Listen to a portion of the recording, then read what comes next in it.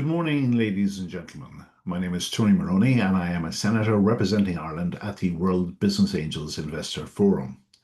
I am also the country chair for the World Business Angel Investor Week 2025. This week is a global celebration spanning over 130 countries and is a testament to our collective efforts. Over 200,000 entrepreneurs, startups, investors, innovators, policymakers, university professors, and thought leaders from around the globe will unite in discussions on entrepreneurship and innovation. The WBF is a G20 affiliate partner for financial inclusion. It strongly asserts that building stronger business ecosystems is a shared responsibility. Entrepreneurs, investors, governments, and corporations all play pivotal roles in creating a conducive environment. With this in mind, this year's theme is Entrepreneurship Without Borders, Advancing Partnerships for a Sustainable Future. I am delighted that we have partnered again with the Digital Transformation Lab at Cork University Business School. This is thanks to Dr. Paudie Riley, chair of the DT Lab, who everyone knows epitomizes entrepreneurship and innovation. We have a wonderful lineup, and I would like to thank all of the speakers from Network Ireland Cork and from the New Frontiers programme at TUD Dublin in Tallaght. A recording will be made available via the WBAF Investor Week platform, along with recordings from all the other countries. It will also be available from the Digital Transformation Lab. To start the session, I will play a brief message from the chair of the World Business Angels Forum, Mr. Babris Altultis. Thank you.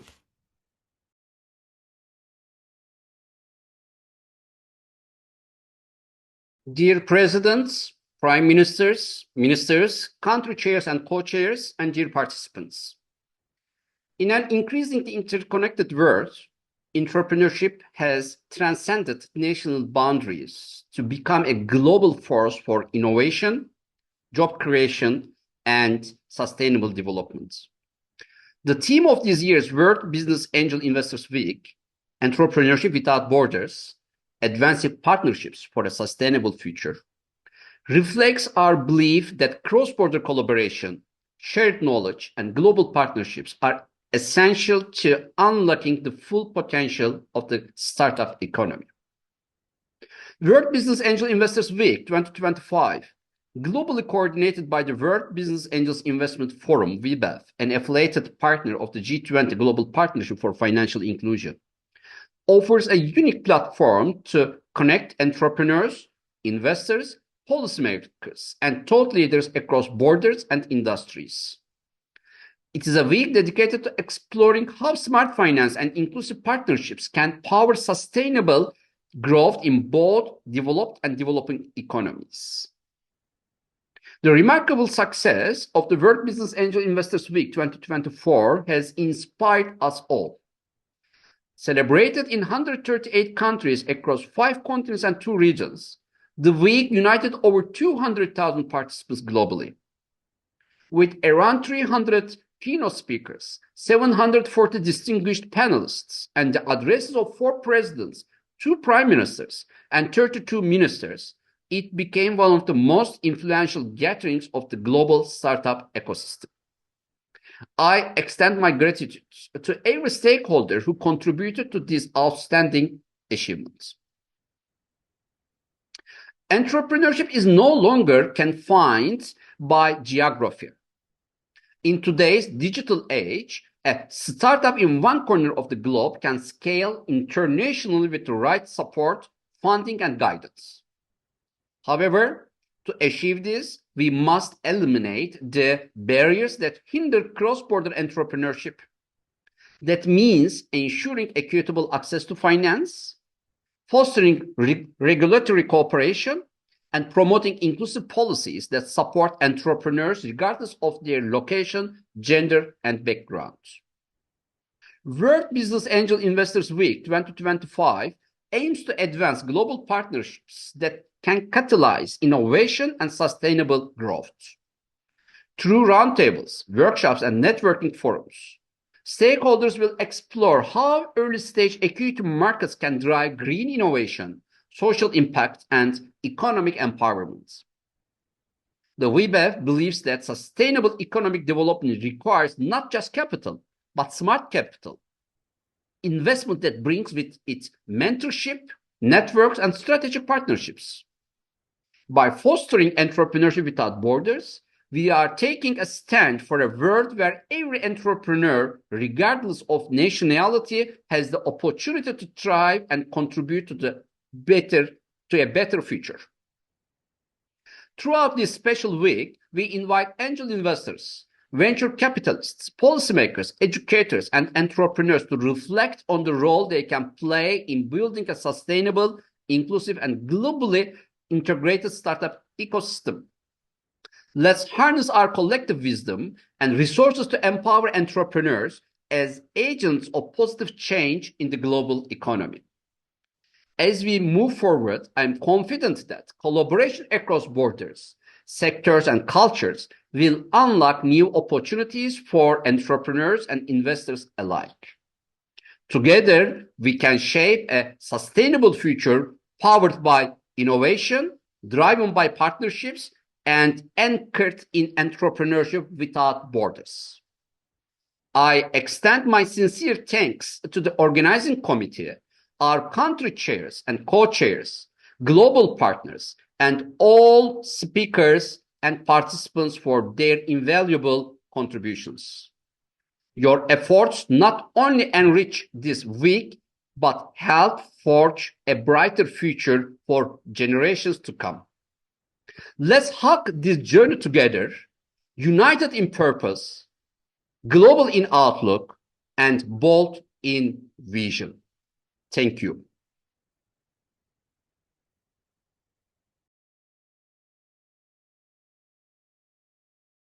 Good afternoon, good evening, good morning, depending on where you are and what time of the day you're watching this. It's fantastic to have been invited to the World Business Angels Investors Week event being run in Ireland through the auspices of the Digital Transformation Lab at University College Cork. My name is Paudie O'Reilly. I am chair of the Digital Transformation Lab, as well as a lecturer, researcher in the university at UCC. The topic that I'll be covering is grassroots entrepreneurship. My background is in innovation and entrepreneurship, both in industry and in academia in terms of research. So hopefully I'll be able to bring insights from both that very practical experience, but also maybe some insights from the research aspects of entrepreneurship, and particularly around grassroots entrepreneurship, which sometimes is something that receives far less attention than maybe the more attention-grabbing versions that are more common in entrepreneurship. And I'll just talk about some of those differences as well. So I have a few slides here, so I'll just share my screen and hopefully you'll be able to see this and see it clearly. So I suppose the first question really is which entrepreneurship? And I suppose one of the challenges when we discuss entrepreneurship is I suppose sometimes we're not clear what exactly we mean by entrepreneurship and which flavor of entrepreneurship we're discussing. And I think sometimes that can mean we talk across purposes, but also can mean if we adopt a particular perspective on entrepreneurship, we can judge those that do entrepreneurship in a certain way, and sometimes maybe in an unfair way, judging their success or failure through a particular lens, our own lens. So I suppose many definitions of entrepreneurship, typically the more common ones are something similar to what I have there on the screen from the Small Business Administration in the US. So entrepreneurship really is about identifying an opportunity, then growing an enterprise to take advantage of that opportunity, and in doing so to accept risk in return for future profit. Now, what I'm going to point out later is that there's some aspects of that that are quite nuanced and quite particular to a certain view of entrepreneurship, especially this idea of taking on risk with the aim of generating profit. Not all forms of entrepreneurship are as accepting of high levels of risk and may not even be motivated by the generation of profit. But one or two just personal reflections that maybe bring this a bit home as well to those listening is I remember in the 1990s, so my own background, I would have been involved in entrepreneurship in the 90s, mainly in the early 2000s, but also thereafter then support the entrepreneurs and support the entrepreneurial programs that were there to support entrepreneurs. But I suppose my own experience in the 90s was that there was an explosion really in popularity of entrepreneurship materials, content. But by and large, most of it came from the United States. And what they were doing then was they were adopted by maybe entrepreneurs in Europe, Asia, Africa, or even adopted by those programs that support entrepreneurs in the same regions. Some of, I suppose, the terminology from that time, and some of this is still quite prevalent in entrepreneurship circles. One was the mantra, burn the ships. In other words, commit completely, okay? So that there was no plan B, there was no way back out. You were fully committed. Burn the ships behind you. Another one, just to pick out maybe one or two of them, is the get big fast. And you could say that was maybe quite characteristic of Amazon, just grow revenues, even if those revenues weren't generating profit, just scale as quickly as you could. So the game was about scaling. Another one was maybe move fast and break things, quite characteristic maybe of Facebook, now called Meta. And actually, there's quite a big backlash against this now, that maybe some of our technology companies are maybe less observant of regulation, social good, so on and so forth, all for the sake of profit or growth. Another one maybe related to that is zero-sum game, this idea of that there's always a winner and there has to be a loser. So make sure you're the winner. And don't worry about the losers. It was a game, and I suppose the result of some of that really is characterized in some of the research we see. This one by Hofstede, very well-known researcher, talks about how cultures and people in different cultures, different regions differ quite substantially. But some of the entrepreneurship literature from the time would have said that really entrepreneurship is more likely to succeed in those cultures that are far more individualistic, more comfortable with uncertainty, and possibly more masculine. That's that win-win or win-lose thing, and where there's low power distances. Now, straight away, that cuts off lots of other cultures where maybe more community-driven, maybe less accepting of uncertainty, maybe more feminine in terms of outlook, where there's greater power distances. So does that mean entrepreneurship really can't work and doesn't work well in those cultures? I would suggest that's incorrect. Some of the most entrepreneurial people, organizations I've seen are in cultures that do not align with that type of profile laid out by researchers. So again, very often people that have very scarce resources can very often build within communities quite exciting initiatives. But I suppose one of the issues is that very often we're imposing sometimes called this Silicon Valley, this US perspective on entrepreneurship onto some of these local cultures. And I think that can be quite problematic. And in some cases, I know we ran workshops in the last probably year, one in Africa, we ran ones in China and Asia, etc. And we were talking about this concept of entrepreneurial imperialism.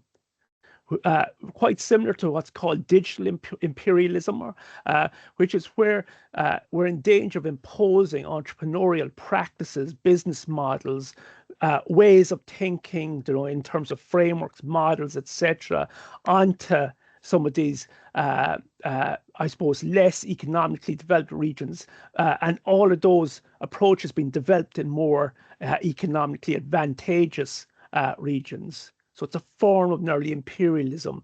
And I suppose a second then question or part of this is, well, what is grassroots entrepreneurship then? And I'd suggest it's a reaction to that form, maybe that sort of Silicon Valley, US driven form of entrepreneurship.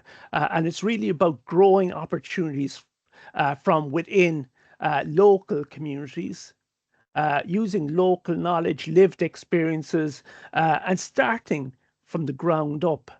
And sometimes maybe less focus on, I suppose, maybe profit, less focus on maybe growth, etc. Okay, so what are some of the principles behind grassroots entrepreneurship?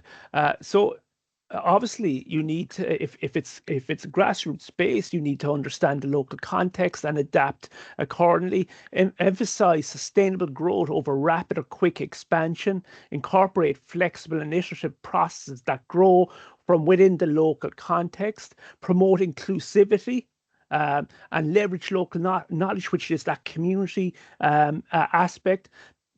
Balance global and local perspective. Sometimes, again, some of these initiatives are very local based, or local needs, satisfying local needs and fostering a collaborative, supportive environment. Again, quite an antithesis to some of those sort of examples we called out from the 80s and some of the literature, some of the books published on entrepreneurship in that time. So it may be a takeaway is imported frameworks can smother local ingenuity. Instead, we need ecosystems that root innovation in local soil, local communities. Grassroots entrepreneurship can have quite different rhythms, values, starting points to that more well-known cousin, if we call it that, of maybe that technical entrepreneurship. So how do we do this? And I think even looking at some of those principles, it probably suggests aspects of how we do go about grassroots entrepreneurship. So it thrives through action, starting locally, growing locally, maybe growing more slowly, etc. But I think what we can lean on is this concept of effectual and effectuation, which was born at work by Sarah Sarasvati, when she looked at how entrepreneurs actually, I suppose, create enterprises, grow enterprises, etc. And what she found was that the way very successful entrepreneurs do it is quite different to what's in the I suppose, the literature. That those books, those entrepreneurship books, that a lot of us would have heard about over time since the 80s, 90s, etc. So again, her findings were that the way entrepreneurship is done is quite different to how we think it's actually done. And I suppose to explain how different it is, sometimes we use this sort of metaphor of maybe a cake, baking a cake. So there's two ways of baking a cake. The first way might be to come up with the concept of a cake, plan out what ingredients are needed, which utensils are needed, etc. Go and acquire them. Maybe you even have to acquire a budget first, and then try and start to deliver on that design. Okay. A second approach, and very different approach, is that instead you start with what you have. You go into the kitchen, you see what ingredients you have, you see what utensils you have, and you bake the best possible cake you can with what you have. Now, one of the problems with the first approach is that very often we get stuck in the bureaucracy of the big plan, the big budget, and we're very slow getting going, and maybe we never quite deliver on the vision. This is why the second approach then adopts a different approach, which is sometimes the most important thing is to get going. And once we get going, we start learning. And once we start learning, we start to improve, and you improve your way to more successful outcome. And that's based on this concept of effectuation. So some of the work we're doing on effectual innovation really calls out that effectual innovation is about creating the best possible futures you can with what you already have and without taking on undue risk. So it's a very tempered version compared to maybe, again, some of that early entrepreneurship literature. And it's also focused on getting going with those ordinary people that are willing to start now, rather than waiting for the experts or waiting for whatever else. Get going now. So the principles of effectuation, there's 5 of them commonly called out, and called out also by Sarah Sarasvati in her work. The first one, and maybe I'm going to pick them out in a slightly different order here, is bird in hand, which really means start with what you have. Don't wait. Don't wait for the perfect set of resources available at the right time. The second one is, I suppose, the affordable loss. Do not take on undue risk. Start with what you're willing to lose if it doesn't, I suppose, come to the outcome that you're seeking to generate. Another principle is lemonade principle. So always watch out for happy coincidences or serendipitous outcomes, because we always learn. We learn by doing. So watch out for those lessons that can guide you towards a better outcome.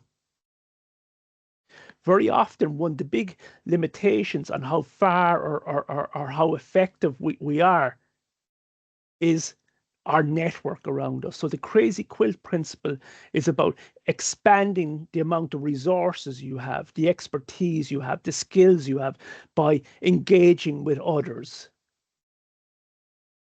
by engaging with diversity, introducing diversity into what you're doing.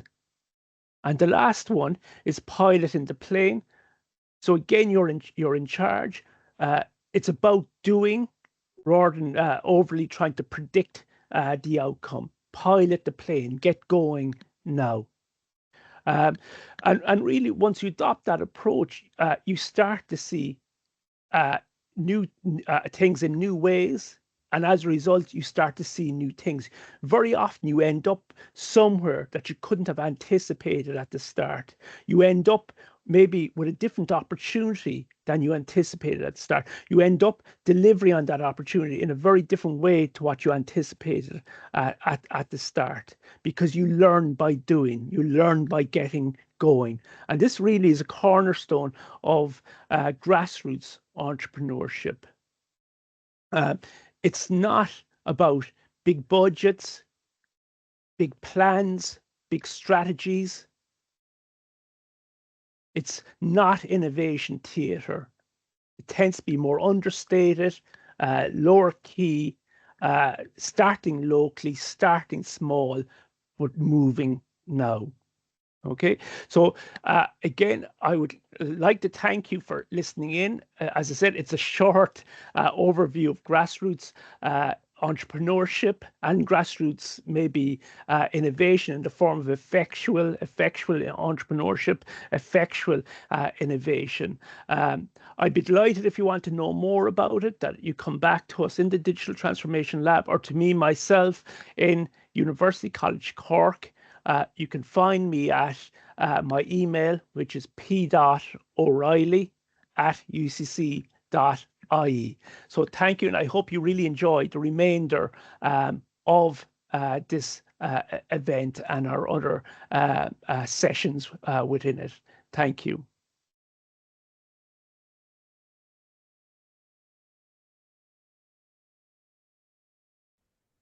Hello and welcome. My name is Siobhan O'Leary. I am the founder of SOL Learning.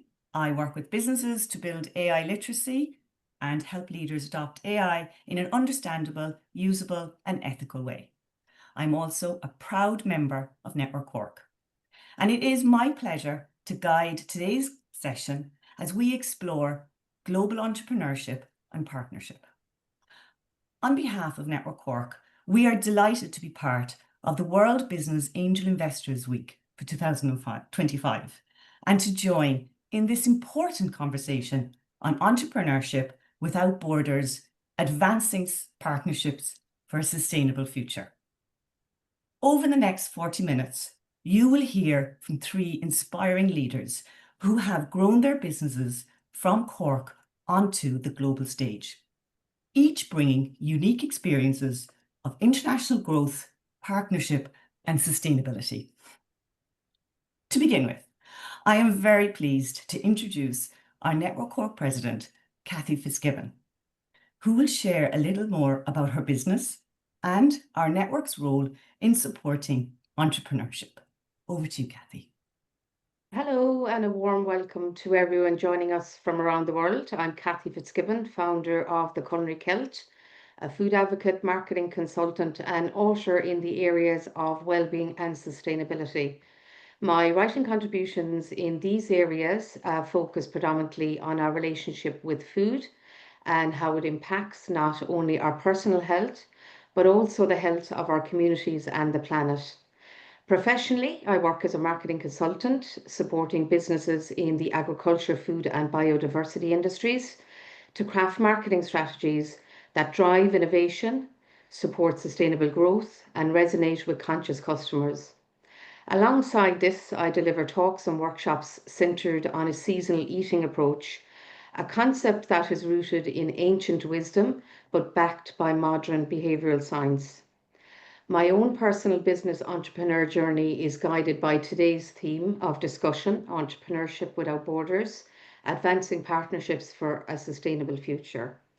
In my experience, innovation and sustainability leadership can and should cross cultures, geographies and disciplines. Whether I'm working with local producers or international partners, my goal is to help create food systems and brand stories that nourish both people and our shared planet.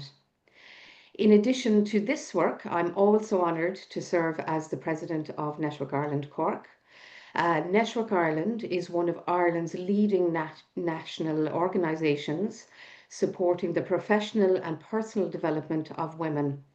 Being one of 17 branches, we're a dynamic organisation based in the vibrant city of Cork in the southeast coast of Ireland, a place well known for its entrepreneurial energy, creativity and strong community spirit. We have a long legacy of empowering women to succeed in business, regionally, nationally and globally, and our mission is to lead, support and collaborate with entrepreneurs at all stages of their personal and professional journeys. Our membership is made up of a diverse range of group of women, from budding entrepreneurs, SME owners, business professionals and leaders in the Indigenous and multi-generational organisations, to non-profits, charities, businesses in the arts and also the public sector. We promote diversity and equality, entrepreneurship and leadership, development, collaborating with like-minded businesses and organisations. I'm really looking forward to sharing in this global conversation today. While our roots are in Cork, the vision and ambition of our members extends far beyond.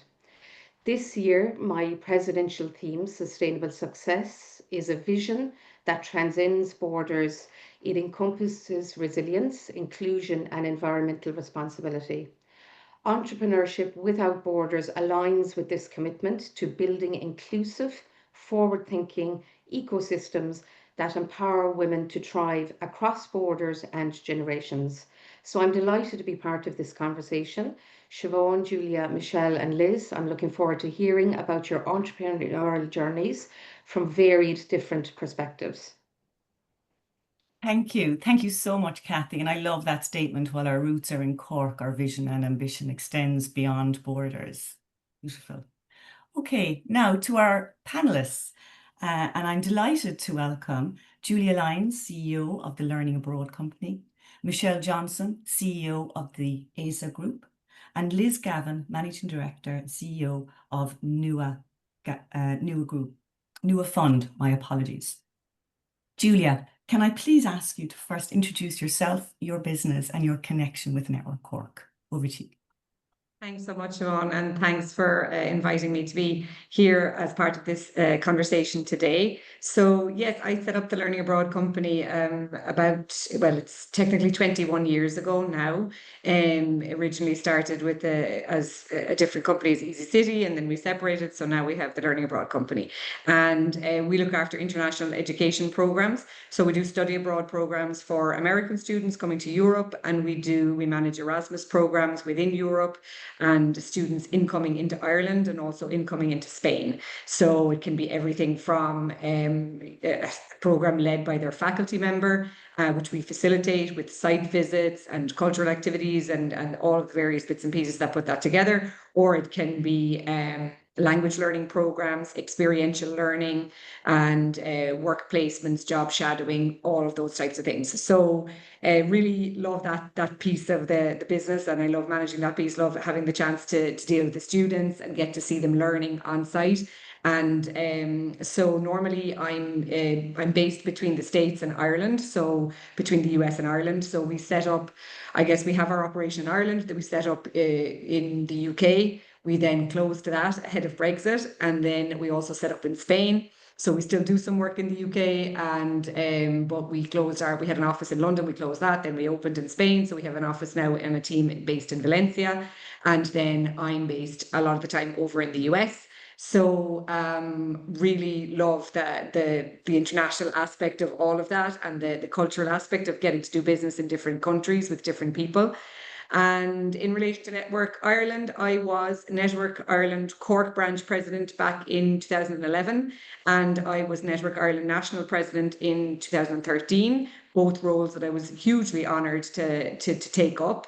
Network Ireland has played a massive part of my business journey. It was one of the first networks that I became involved in, and from there I learned such a huge amount. So I'm hugely grateful. I think it's so powerful to have a network like that for women and supporting women as they grow their journeys, because you can be very siloed when you're in that startup and you're trying to grow your business. So that's been a huge part of my journey, and I just think I wouldn't be where I am were it not for having got involved in networks at such an early stage of my business.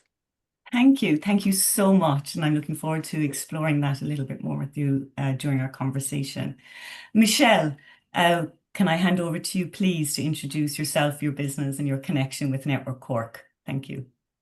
And thanks to having the opportunity today to come on and to speak with the ladies, and just to have this go out as part of the wider conference. It's a great opportunity.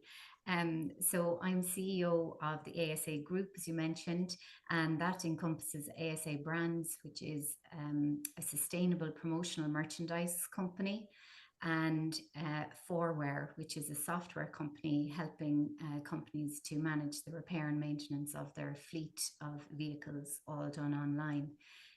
So from an international point of view, our business, we deal with a lot of companies, global companies, and we're part of a big international network called IGC Global Promotions, and that has enabled us to work with partners around the world, servicing clients effectively, and working with a wider supply chain.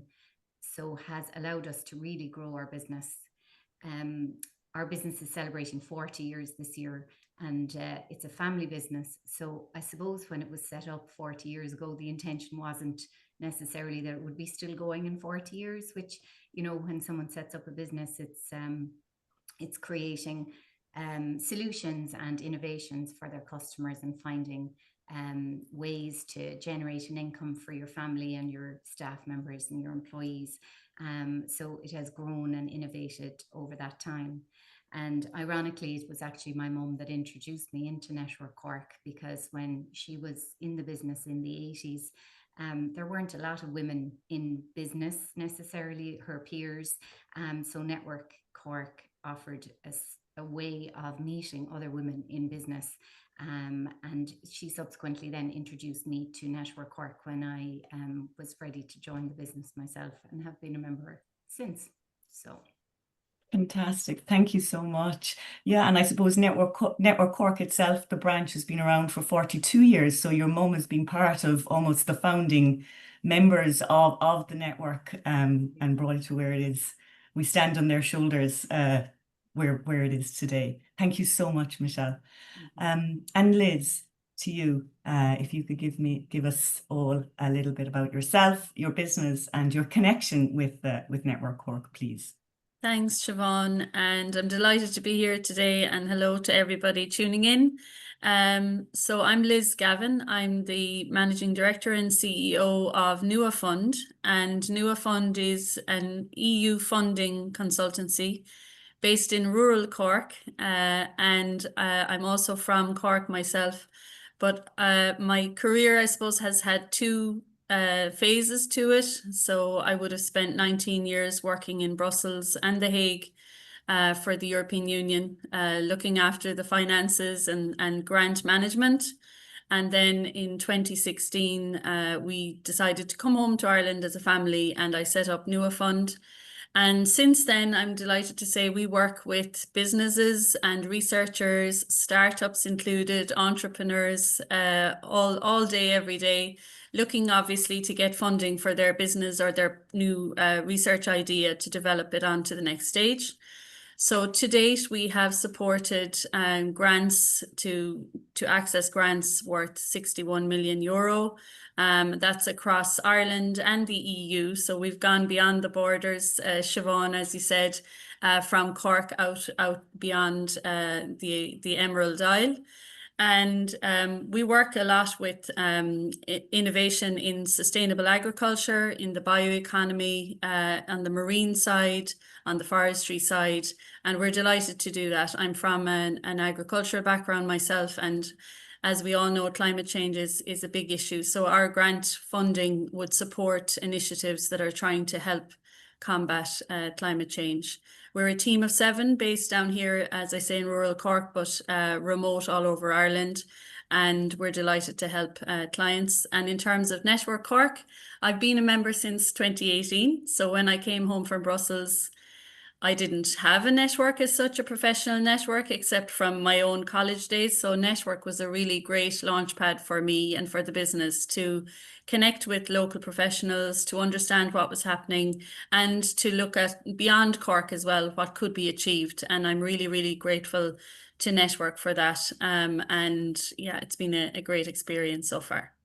Thank you. Thank you so much, Liz. And how interesting it is to have been working in The Hague, in Brussels, in organizations, and then to bring that experience back to Cork, back to rural Cork, and just it's just very, very interesting conversation. Thank you for that. I suppose just to dive a little deeper, Julia, if I can start with you, please. So you've had a long association with Network Cork and with Network Ireland, both as a businesswoman and branch and national president.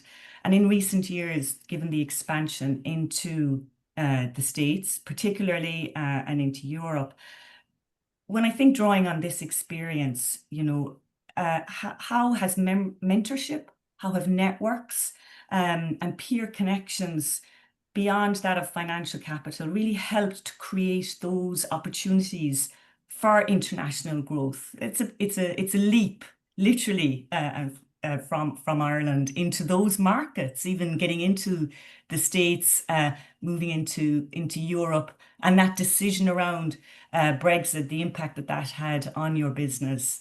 If you could speak, more about how that decision was made. Yeah, absolutely. I mean, I think to some extent, networking is it can be natural and we don't call it that. So we people talk about networking, but to us it's just doing business, talking to people, getting to know people.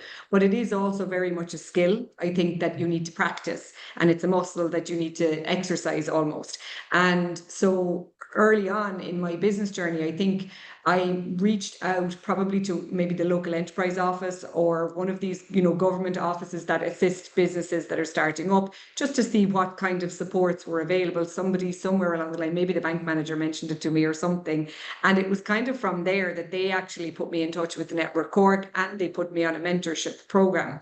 The mentorship program that they put me on was absolutely a game changer for me at that point, because it put everything into context that I was trying to do. I had come from a background where my parents run their own business, so I had some understanding. It's a small family business. I had some understanding of general kind of customer service and sales and things like that from growing up in it. But going to this kind of mentorship program, they gave me somebody to do who mentored me in finance, who mentored me with kind of IT and solutions and systems that we would need going forward. And business strategy and planning. And that was all new. And I loved it. I dived in and I was like, right, we can make a real plan here, and we can, look at growth and all of that. So I found that was brilliant. Then they led me to Network Ireland, where it was very much peer support. So just being there, I was quite nervous. I remember going to my first event, feeling a little bit like, like the usual imposter syndrome when you go to these things for the first time and not knowing. And I was kind of maybe a year out of college or 2 years out of college at that stage. And so, I felt a little bit like I don't really belong here. But the women that I met there were just so supportive and very much like you were their peer immediately. You're running your own business. They were speaking to you on the same level, so there was no, they didn't feel like there was any hierarchy or anything like that. So I found that was just a really good environment to go into. And anything that I needed to ask, I understood very quickly that I didn't need to be afraid to ask anything. So, has anybody had this situation in their business, or I'm facing this right now, or I think I need to hire my first employee or my second employee. I'm at that pain point, but I don't know if I can afford it. All of these conversations that you have, I wouldn't have been able to pay for that advice, at that time and that early on in my business.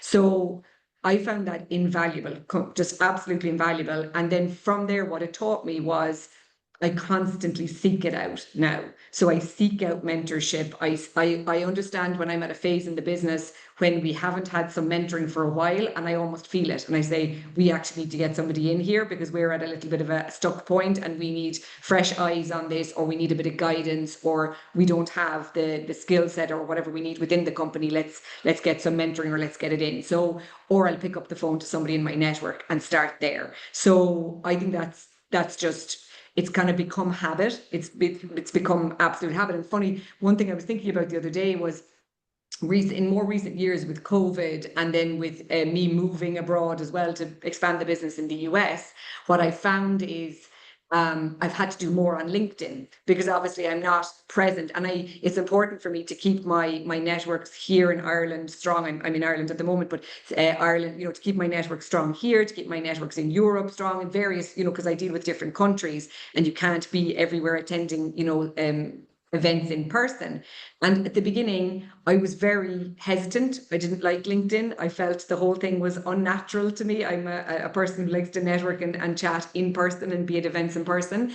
But I have found more and more that it's a tool to complement, the in-person, and to just, to put together with everything else. And you can have really good, meaningful conversations on there. And it's a way to stay in touch with people, even just by, people that you're not going to come across when you're working from home. So, so for me, it's kind of taught me to use all and every networking tools that are available to me, and to seek out those partnerships. So going forward then, from a point of view for my business, I looked at it, my eyes were opened to the different way that partnerships could further your business. So even looking at it from working with competitors. So before, in my mind, your competitor was, I would say your enemy, but your competitor was somebody, that did their stuff and you did yours.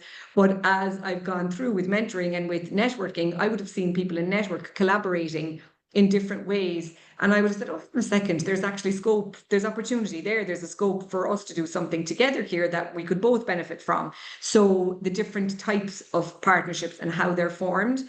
And then even getting involved in network from a committee level or a leadership level, I was exposed to fantastic opportunities to get experience in sponsorship negotiations, you know, things that I wouldn't necessarily have done in my own business, but that those negotiations then lent great experience to me going forward in my own business to be able to negotiate certain deals and things like that. So so hugely beneficial. I think it's just, I could rave about it all day long because I've gotten so much out of it, and it's just, it really has led my business journey as it is today. It wouldn't be like it is otherwise. Thank you, Julia. And I think that there's a very good example that you had within partnerships with another business within Network Cork that you collaborated together back a few years ago, which was just I suppose demonstrates that area of collaboration across businesses that could possibly be a competitor, but you could actually be a collaborator.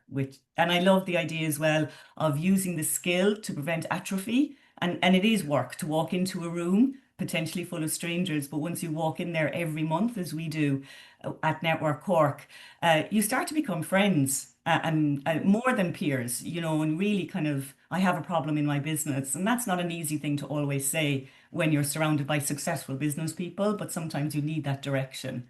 I think you have to be able to put the work, or you have to be prepared to put the work in. So I think that's something that you learn early on when you go in. Some people, I think that networking is, you know, you go in and you have to have your business card and your pitch ready and this, that, the other. And honestly, for me, it very quickly became more about how can I connect people and, oh, this person should know this person. Oh, they do that. That's very interesting. They should know. And it all just comes back to you. It comes back to you in goodwill in other ways, and people will connect you. But you do need to I feel like you need to put that effort in and that time in. And I've seen that even in the US. Was one of the first things I did was seek out a networking organization because I needed to build like that, a bit like Liz coming back. I had no professional network when I moved there. So you tap into the Irish diaspora and you tap into the female business locally, and you tap, you know, you already know where to start because you've been doing it. So, and then you just need to put the time and the effort in, I think, to giving back to others through your experience, and it comes back to you in tenfold. Yeah, absolutely. Thank you. And I suppose advice that you would offer then for those that are looking to use those kind of partnerships to scale, either to grow their business globally, is it seeking out those, once you've exercised that muscle at a local level, it's taking that over to the States and looking for those networks? Yeah, I think one of the things that I've done that I would do differently is I've done a lot of it. I don't stay alone. Obviously, I have team and colleagues and whatnot, but I mean, I haven't probably used a lot of the supports that have been available, government supports, grant supports, things like that. I've used them here and there, absolutely, and they've been fantastic. But there's probably more that I could have tapped into, but I just kind of drove on and just, was too busy doing it. So I would say to really seek out and ask what's available, and don't be afraid to ask other people, did you get any help in this area? Did you, was there any kind of grant, or was there any kind of fund, or was there any kind of mentoring? And sometimes people go straight for, well, I need a grant. Actually, the mentoring can be 10 times more valuable, especially in the early stages, because later you might end up finding out there's a much bigger grant and you actually are positioned well to get that, you know what I mean, rather than starting small. So I think that's important, is not to discount the value of some of these non-financial supports that are available, because that's huge. And internationally, it works different in every country, obviously, but there's always a network, there's always a path, there's always something that somebody's done before you find out, and that saves you so much time that you don't have to wear that path. Somebody else has already walked it for you. So just digging in and not being afraid to ask, and connecting with people and asking people for a few minutes of their time just to explain how they did this or how they did that. Most people are more than willing to share. Absolutely. Thank you, Julia. And just to continue on that thread, Liz, drawing on your experience in Europe and in international investment, and now with Nua Fund, you've worked across different ecosystems, extensively across borders, across different sectors. what in your experience have been some of the challenges that female-led businesses have found in trying to access funding or capital market knowledge globally, and how can partnerships help to overcome those challenges? So I suppose from what we have seen, and when I suppose female entrepreneurs approach us, we see that sometimes there's a lack of knowledge, first of all, of what the ecosystem looks like and what the road ahead looks like, and pathway to that funding, and what needs to be worked on, what investors are expecting, what should be on your pitch deck, all of that. But coming back even to what Julia said there, a lot of the time, investors and even some of the funders, they do interviews as well. You get to a certain stage of a grant application and there could be an interview stage. A lot of the time it's the team and it's the connection with the people. And can these people in front of me deliver what they say they can deliver on the pitch deck? So that confidence, I suppose, from the female point of view, needs, maybe it's another muscle that we need to work a little bit more than our other counterparts. But I would say in my time in the last 8 years being in business, I've seen that opportunities for women to get exposed to those challenges are more and more often available to them and accessible to them, and with the support, genuinely, of peers in networks like Network Cork and other networks. They are getting the opportunity to flex that muscle, I suppose, and those opportunities, now that we have, a lot of things online and access online, those opportunities are more available to them and more visible to them. But for sure, there's a bit of confidence building. But if other female entrepreneurs see other women achieving, and if that information is shared and that experience is shared, which women are excellent at, women are always ready to share and help each other. I think that's a real benefit, and I see it more and more. Compared to 8 years ago, I would say that has improved a lot. Yeah, and I think you're so right. That confidence comes from understanding and actually applying it, start taking those small steps and having the conversation, learning how our peers and our colleagues have actually navigated those kind of funding landscapes, brings that back and think, well, how can I do this? And just being able to be in that environment that I can pick the phone up to you and ask that question. And also, Siobhan, I think that you don't have to have all the answers. We've listened to talks in Network Cork as well, where amazing business women have come to speak to us, and they've said, I didn't have all the answers, but I knew what I was good at and I knew where to ask for help, and I did that, and that's what helped me achieve what I've achieved. And even hearing that, I think, is an inspiration for the rest of us, or for people going for those funding pathways. And again, for funding, it's a lot of it is about being prepared.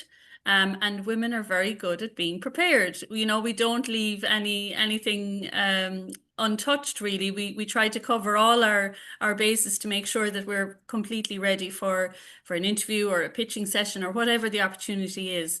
So I think, look, there's a lot of learning there, and there's a lot of opportunity, and it's a lot more visible now than it used to be. Thank you. It's almost like trying to nurture a certain assertiveness. Yeah. I can do, I will do. Excellent. Right. Thank you so much. Michelle, your business is celebrating 40 years in business this year. I mean, that is an achievement in and of itself. You're navigated, as a part of that, you've navigated a range of international markets, and I'm sure have seen many opportunities and barriers. And you've also had partnerships in the East as well. Just in terms of those international barriers that you might have faced as a female entrepreneur, can you talk us through how you would have navigated them? Regardless of whether you're female or male, I think it's having faith in your business. And Ireland is a very small market, and we tend to maybe undervalue our own businesses and our knowledge of business. And what I found was, getting into international markets, is that we do so much of it right, and we have so much of what we do naturally. And the networking is one part of that. You know, the Irish are very good at networking, you know, making connections, trying to find common denominators when you meet people in a room, you know, drilling down, who do you know, what do you know? And that isn't a skill that every nation has. And I definitely found that meeting other business people from around the world, you know, I was kind of like, okay, well, we are doing a lot of this. We are doing a lot of this right. The foundation, so our global network is, you know, we're dealing with companies a lot in the States, but we have a couple of different partners over there. So, you know, their turnover is in the 100 millions, not, you know, the small 5-10 millions. But the foundations of the business are the same. And, you know, looking after finding out what are your key objectives, what are you good at, what is your team good at, you know, and playing to the strengths of your team, and trying to solve problems for your clients, trying to find out. And I suppose, you know, when you mentioned about the business being 40 years, that has, you know, it's not the same business now as it was 40 years ago. And, you know, people say to me, how can you have a sustainable merchandise business on one side and a software company looking after fleet maintenance on the other? And that has come out of solutions, database marketing that we were doing as part of our marketing side. And then that was, you know, we had the developers in-house, we had clients coming to us looking to solve problems. And one of those problems was from a client who was trying to develop a fleet maintenance system, and they didn't have a solution. So we were able to provide that solution. So listen to what your customers are asking you for, and use your expertise and say, is that something that we can actually solve? And, you know, that question about not having all the answers. I mean, I'm not a motor person. Okay, my dad is from the motor business, but it's not, I don't have to write the software to solve that problem. I need to listen to what the client needs, bring in the people in my organization that can write that software and can, you know, can solve those problems. So not to be daunted by the fact that perhaps you're doing it for the Irish market, but potentially it's an international product, and it's your connections will bring you along.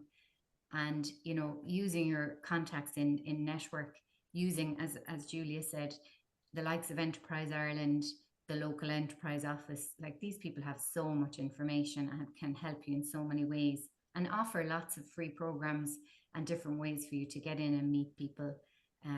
So yeah. I suppose you're entrepreneurs at the heart. All of you are, but in particular, 40 years, you've been, you know, innovating and growing and developing the business. The ASA group has grown, and like you say, that variety between the two businesses that spans different markets and solve possibly different problems, but they came from a core team, and that's what it's fascinating. It's listening to your customers. I suppose we partner with our customers. Absolutely. That none of us want a transactional business. We all want businesses that are built on that relationship, and that you're, you know, it's a partnership over a long time, and you want them to come to you to be the problem solver, to say, look, how can, you know, can you help me solve this problem? And listening to that traditional pain point, you know, that the customer has. So, yeah. Fascinating. Thank you so much. Kathy, I just want to bring you in here, having listened to Julia, Liz and Michelle. As president of Network Cork, you're working closely with women at all stages of their entrepreneurial journey. How can branches like Network Cork help cultivate a global mindset in early stage entrepreneurs and support them in building that confidence that we've spoken about, the networks and the partnerships to allow them to bring their businesses essentially beyond borders from the very beginning? You could speak to that. So thanks, Siobhan. I suppose it's such an important question, and it really speaks to the heart of our mission at Network Ireland Cork. cultivating a global mindset in early stage entrepreneurs. It starts with exposure, connection, and also confidence that we've spoken about. And that's exactly what we aim to provide our members with through our regional branch here in Cork, and also as well the wider Network Ireland infrastructure. So I suppose firstly we expose them to diverse global perspectives through our regular monthly in-person meetups, events, online virtual events, webinars, and guest speakers, as Liz mentioned, from around the world. And we can hear members can hear the real stories of international growth and resilience and innovation. And this not only inspires ambition, but it also shows our members as well what's possible. I suppose, secondly, we actively build access to diverse networks and international opportunities. As I mentioned, Network Cork is part of Network Ireland, and that is deeply connected both nationally and internationally. And last year we were delighted with the launch of Network Ireland's new virtual branch. And that's really been a game-changing initiative that gives women in business access worldwide now to our platform, our community, and also our shared resources. And Network Ireland is open to women at any stage of their global, local or global or international business journey in any sector, anywhere in the world, making global connection possible now. I suppose we also offer the mentoring that was spoken about and peer support, and that helps to build real confidence. It's starting at scaling a business can feel very isolating when thinking globally, and that's why we provide access to structured mentoring with experienced leaders and industry experts who offer guidance and grounded in real world experience as well. And equally, our peer-to-peer community as well is a space of generosity and openness that was also spoken about, where our members support each other without any competition. We also invest in practical skills development, signposting members to the supports focused in key areas like international marketing, cultural intelligence, export readiness, scaling strategies, and accessing global markets as well. It really gives them the tools and the confidence they need to position themselves beyond our local environment. And under my presidential theme, Sustainable Success, we're actually redefining what it means to grow a business ethically and collaboratively and with a long-term impact in mind. And it's this focus on sustainable values led business that actually makes our members future ready.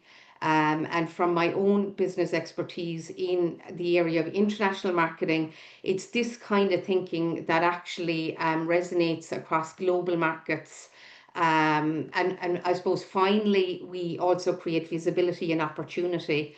Collaborative initiatives such as our Spark It program for early stage businesses trading to advance their business. We also have the Grow It All Island program for business owners, founders and directors and partners who are ready to take their business to that next level at export markets. And we're also helping women access international stages and to navigate potential broader funding networks as well. So I suppose we don't just encourage women to think globally, we actively create the infrastructure and the community that make that vision real. So I suppose there's a lot really there in there, you know, like globally and locally and nationally.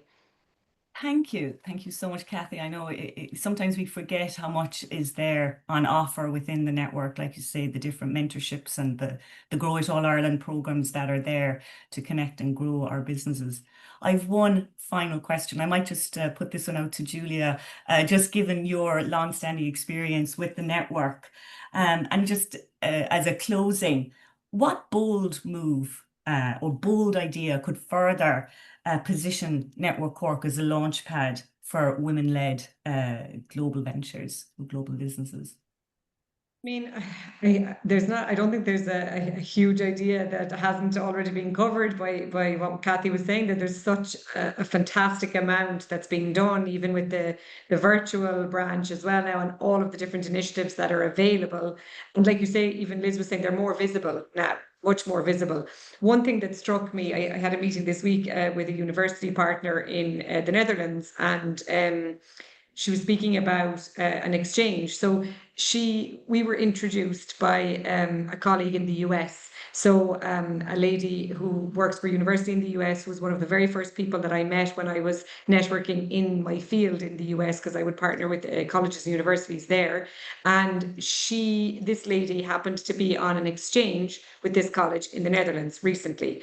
And the lady in the Netherlands was saying, oh, we're really looking for a good partner to help find Erasmus internship opportunities for our students that have to go to Ireland or Spain for 5 months, and we just haven't been able to find anybody reliable. And so the lady from the States, who happened to be in the Netherlands, said, oh, you need to talk to Julia. So for me, thinking about it, one of the things that, and I don't know how feasible it is but some kind of an exchange program. I think, these go on anyway within Europe, but, a business exchange program where we facilitate business exchange between female business leaders across the world, that they spend, a week with a business leader in another country and vice versa, almost like the student exchange of old. Maybe that's because I'm coming from that field, that's what's coming through. But I just think the in-person learning and the connections that can be made. And, she said it was so interesting. She said, in America, she was saying, well, we have to do a meeting. And the lady from the Netherlands was saying, 0 meetings unless there's an objective. 0, none, 0 tolerance for meetings unless there's a goal and an objective. You want to have a meeting? What's it about? And she was hardline about it. And she said in the States, the other lady was saying that, well, we have a meeting about this and then we'll have a meeting about that.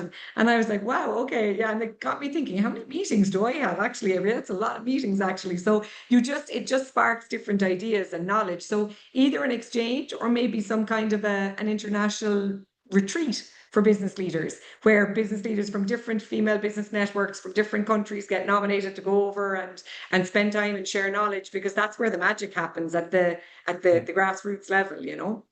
Yeah, that is an excellent idea. And I'd actually written down on my notes when I was thinking of Michelle and the travel over and back to Vietnam. I know you were there recently.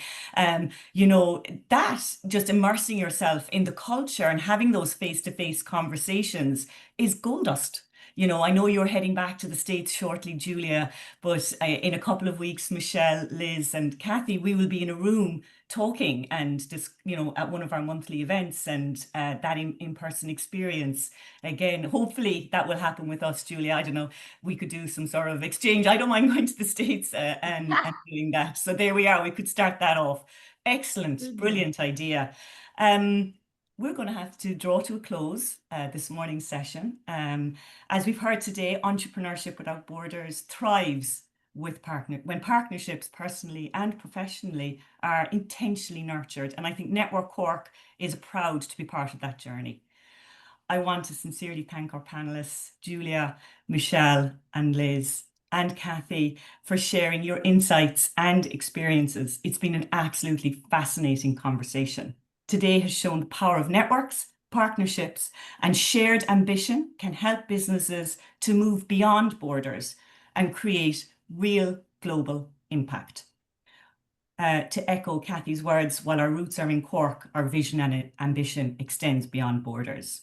On behalf of Network Cork, we'd like to thank the World Business Angel Investors Forum, the Digital Transformation Lab at University Cork Business School, in particular, Tony Maroney, for the invitation to be part of this important global conversation.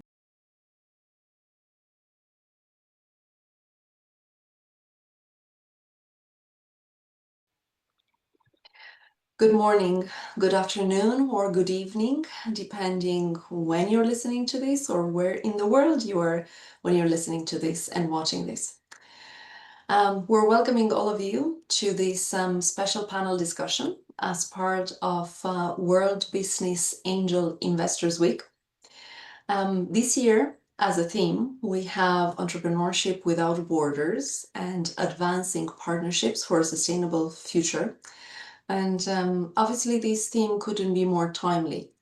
We're living in a time where innovation just goes across boundaries, where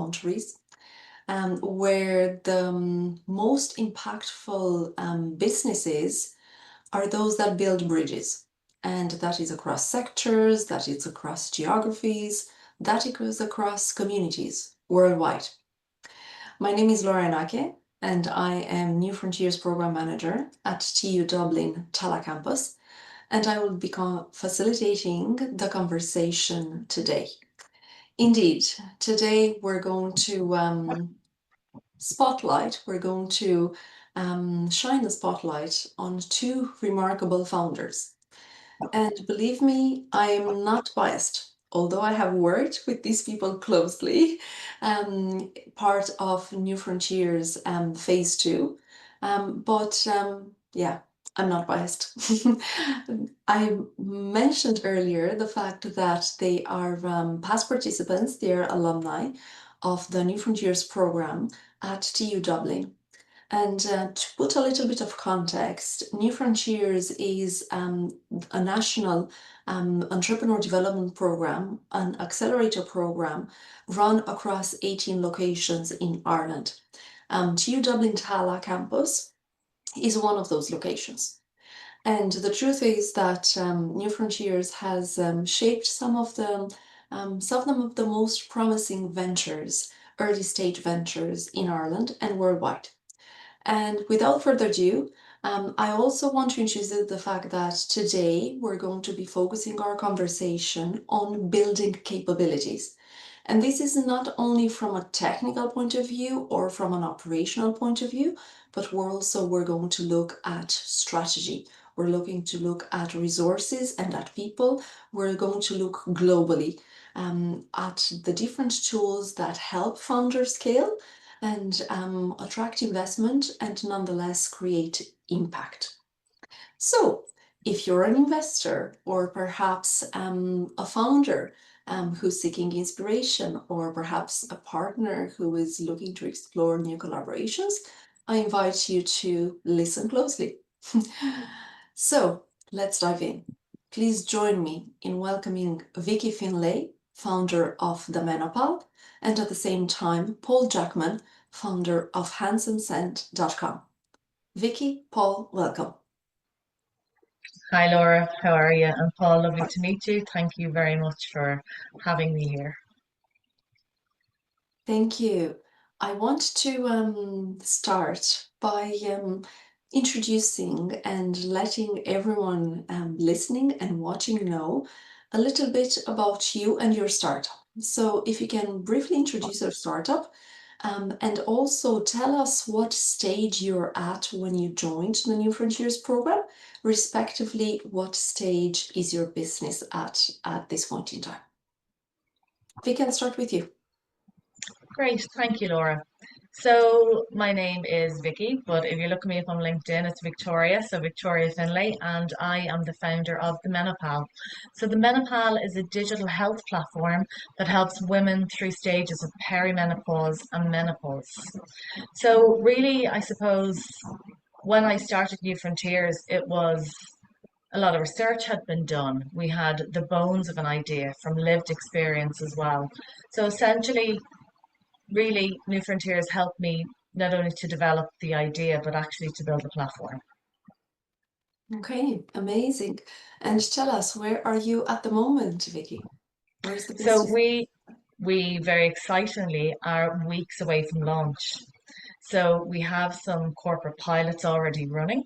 We launch those in Q1, and we will launch the Menopal directly into the App Store and with some more corporates within about 2 weeks. So it's very exciting times, very, very busy times, but it's wonderful. Amazing. We're looking forward to that. Paul, over to you. A little bit of an overview, please. Hello, how are you? My name is Paul Jackman. I'm founder of Handsome Scent. And when I started New Frontiers, I started just after year 2. So what Handsome Scent is, we're a data-driven e-com fragrance company. So our model is a little bit different than your conventional fragrance route to market. So conventionally, most people kind of get their fragrance in boots to the airport, buy a large glass bottle.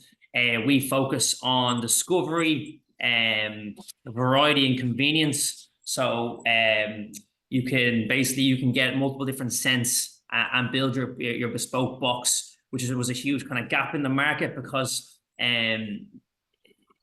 normally you could only go for a large glass bottle because the route, and at a high price, because the route to market was conventionally fragrance company to reseller to distributor to the likes of Boots and Brown Thomas, where we do a direct route to market and allow for discovery. So that's where we are at the moment. We're coming into year 6. So we're 6 years old in March. And yeah, that's where we are now. We have 50,000 customers across USA, Ireland, Germany, Nordic countries. So that's where we are. Amazing, thank you. We have worked together at different points in time, I suppose. Yeah. Paul, you were in New Frontiers Phase 2, which is, we're referring to New Frontiers as Phase 1, Phase 2, and Phase 3. For everyone listening, a little bit of background on that. Phase 1 is like an incubator program. Phase 2 is the accelerator program. So we're discussing about New Frontiers Phase 2, and Paul, you were with us in 2022. And Vicky, you were with us in 2024. So I want to bring you back in time, and I want to ask you, if you were to think of your experience of New Frontiers, what particular capabilities, what I suppose mindset shifts or tools did you build during your time on New Frontiers, perhaps that you still rely on today? So I really built quite a lot, I think, because it gave me the structure and the framework to begin at the beginning again. Because I think a lot of founders come to New Frontiers with sometimes a product, an idea, a tech build, but New Frontiers really forces you to dismantle everything you thought was true and put it back together. I sometimes think of it like a fairy tale, but not in the normal sense. It's like the Big Bad Wolf, the Three Little Pigs story.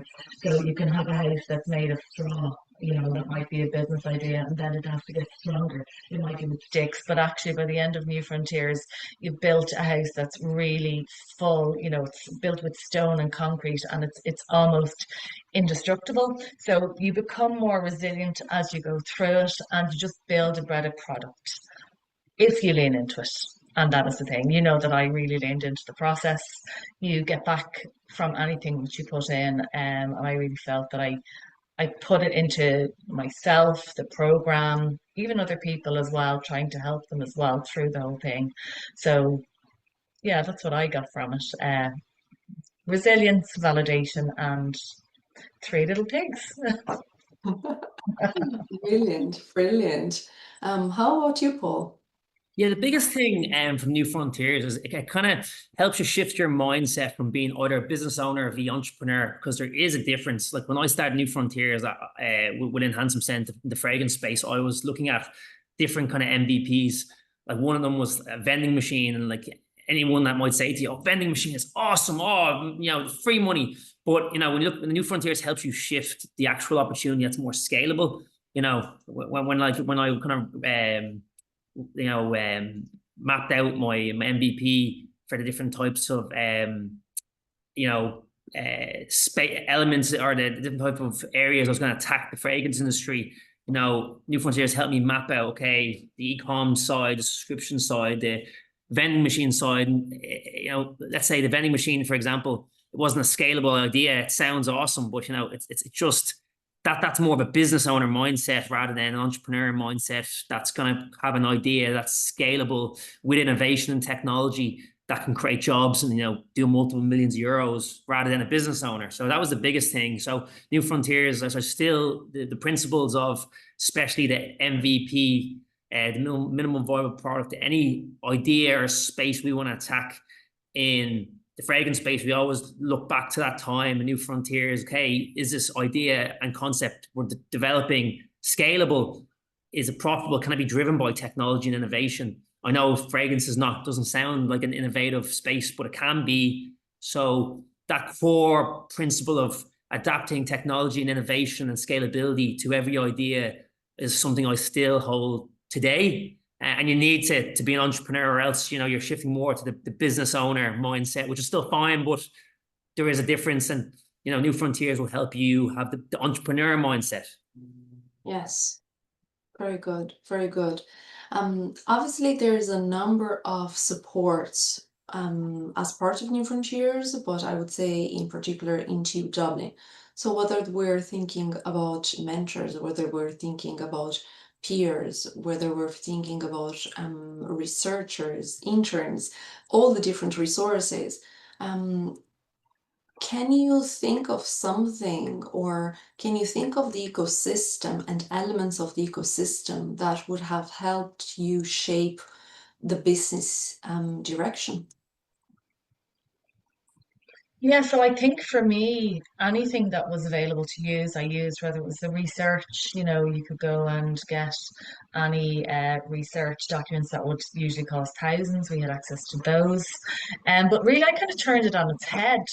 I decided to contact some of the professors in TU Dublin, and they were very interested in working with us with the Menopal for their students. So we basically had master's students the whole their September till March, so their whole year of their masters in marketing, UI, UX, and strategy was based around the Menopal.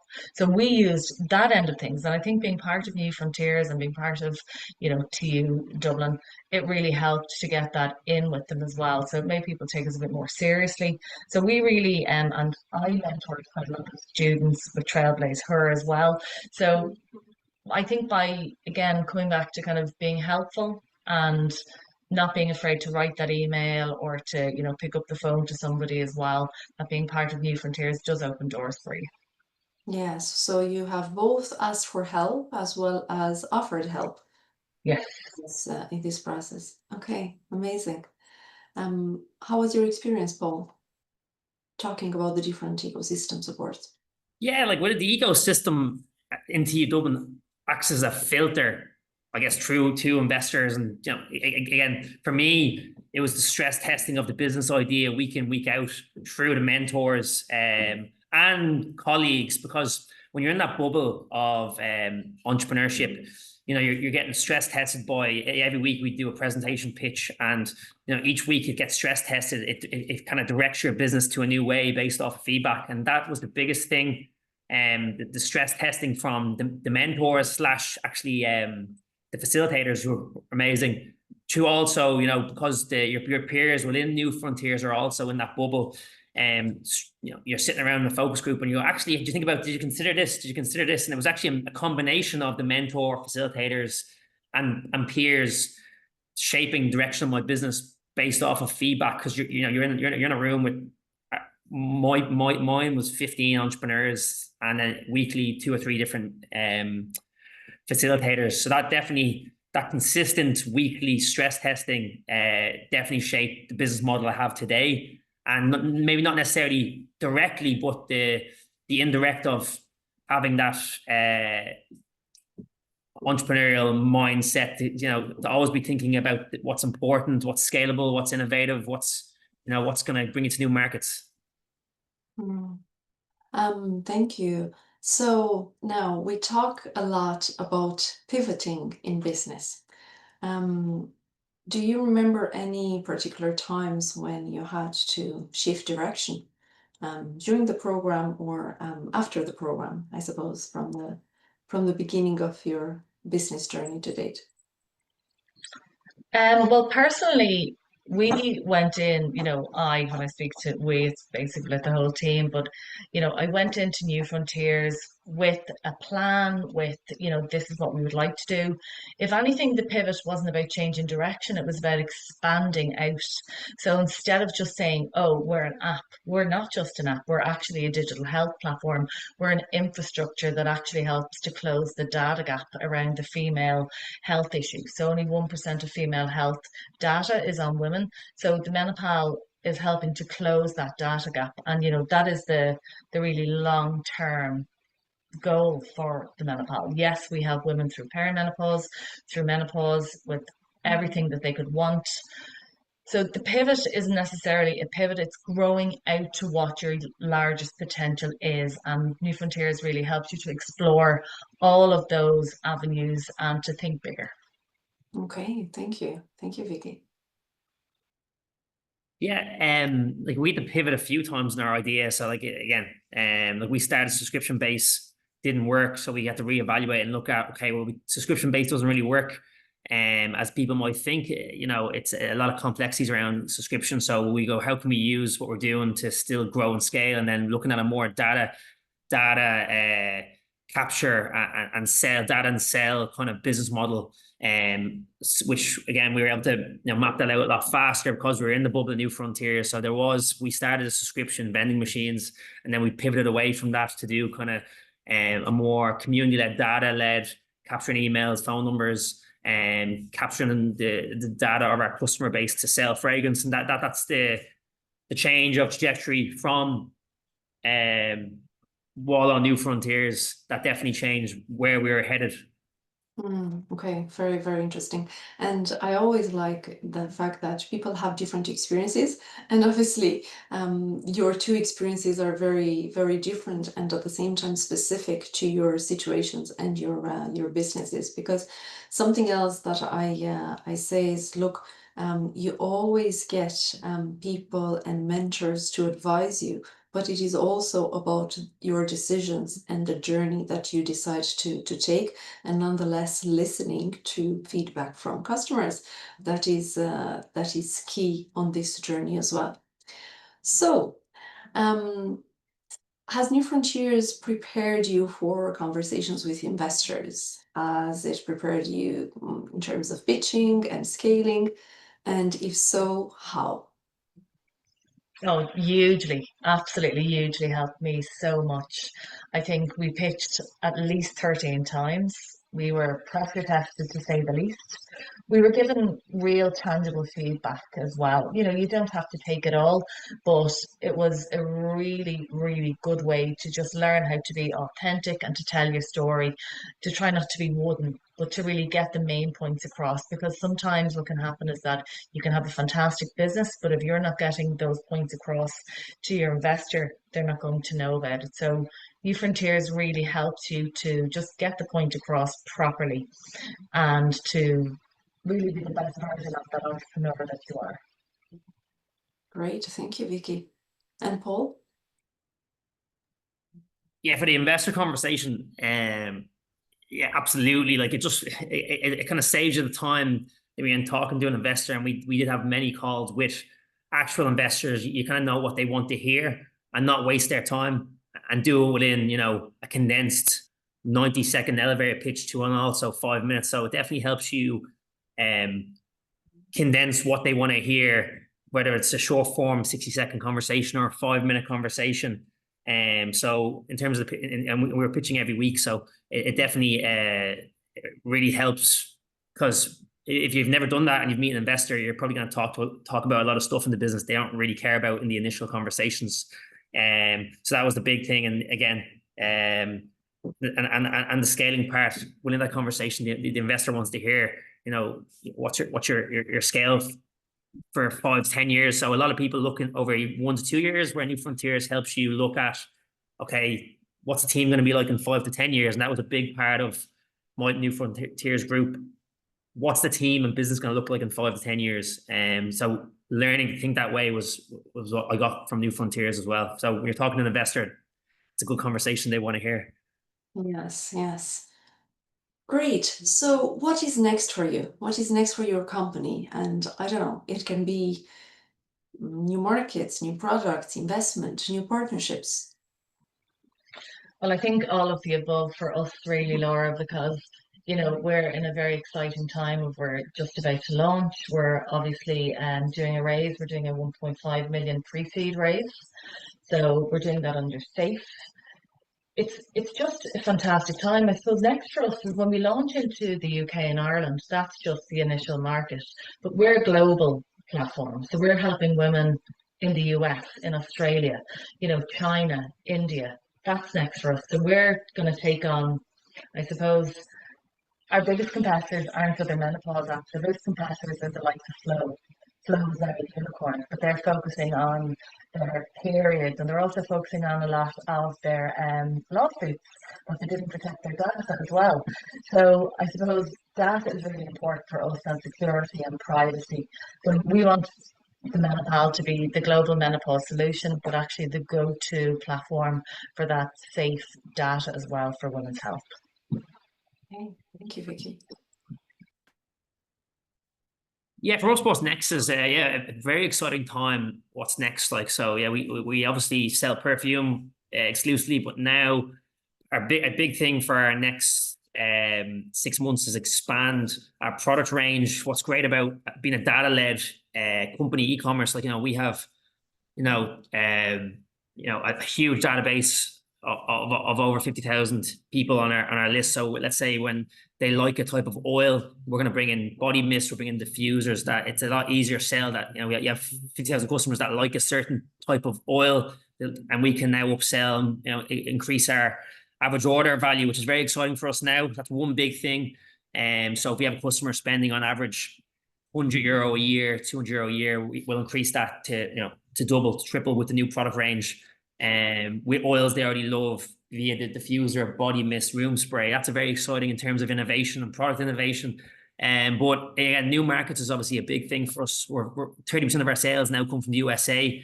And it was growing a lot more than that before the tariff announcement, but now it's back on the upward spiral again. We just launched in the Nordic countries, Sweden, Denmark, and very, very promising early traction there. We're looking to scale in those markets. And we just got our first physical location that's going to act more as a tourist destination. Like when you come to Dublin, you can come visit the House of Handsome. So it's not necessarily a store. It's a place that we use as a marketing activation more than just a physical store for revenue. It's more of a big picture play, that you can come in and experience the House of Handsome and see what's on offer, and you'll see more of that. So that's going to be help build our brand and then build our international brand when tourists come. So and then obviously again, as I said, the new markets. So America, we're looking to grow more in America.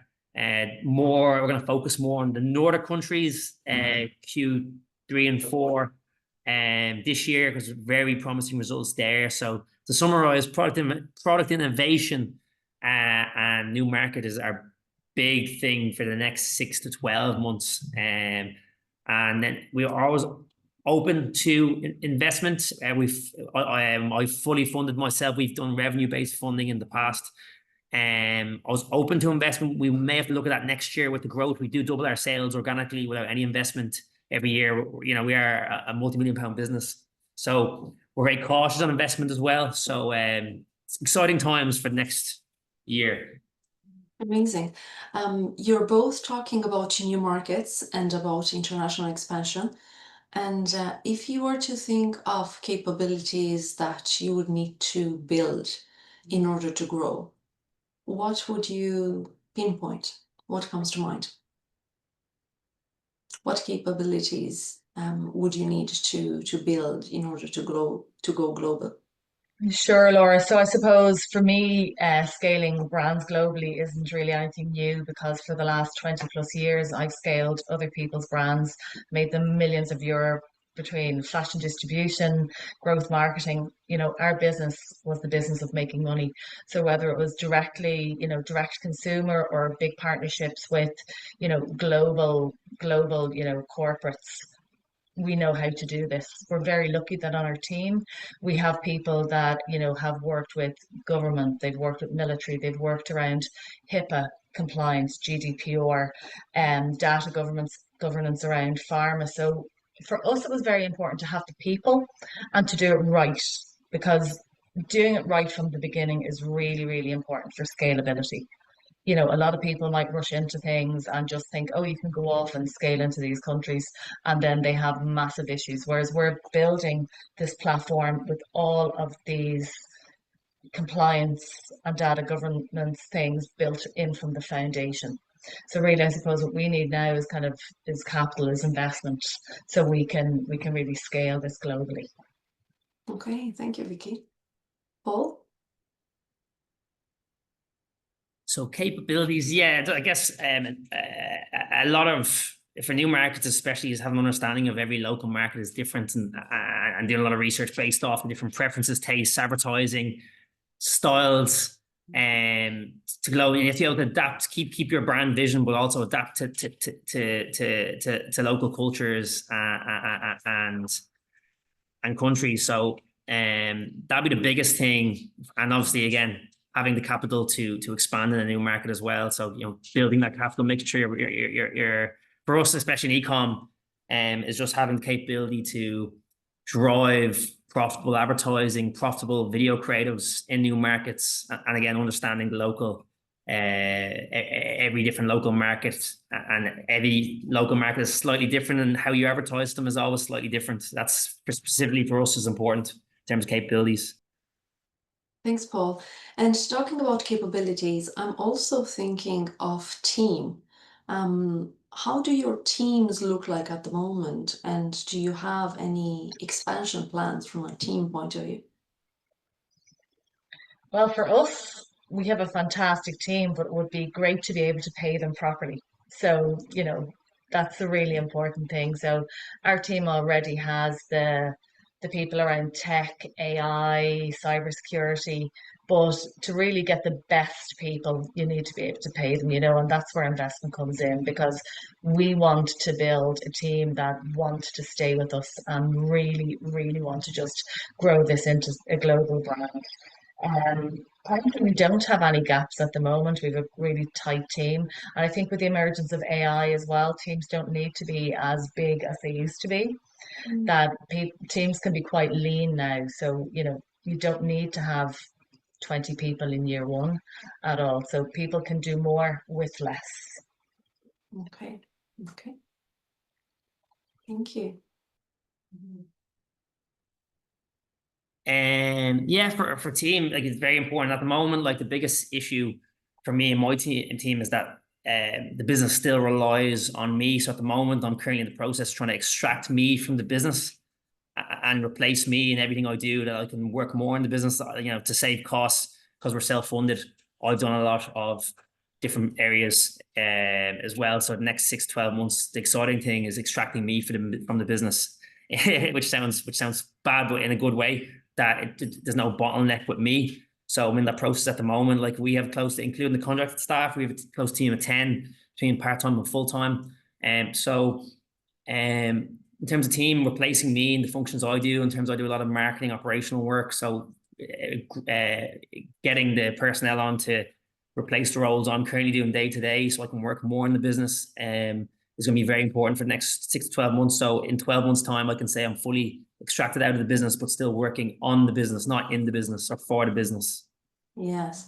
And are you implementing, I suppose, systems, processes in order to extract you from the business as you're describing it, Paul?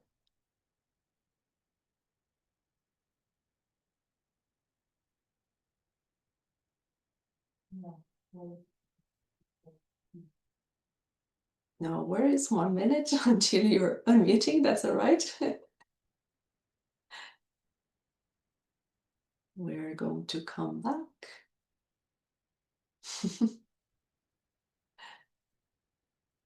Yes, we will. We're going to hold that thought for a moment.